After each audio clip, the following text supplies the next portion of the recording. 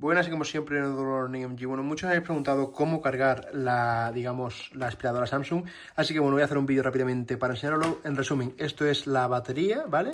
Entonces, para cargarlo, lo metemos así, como si fuese un clic, ¿vale? ¿Lo veis aquí? Y ya está cargando, ¿lo veis aquí? Esto está conectado a un cable que posteriormente está conectado a la electricidad y ahí lo veis, ¿de acuerdo? Entonces lo podéis dejar de lado como queráis, ¿eh? Y luego voy a hacer un vídeo un poquito más en detalle explicando un poquito cómo podemos extraer la batería y tal. Pero bueno, esencialmente así es como se carga. Así que nada, esperamos que os haya gustado y un saludo.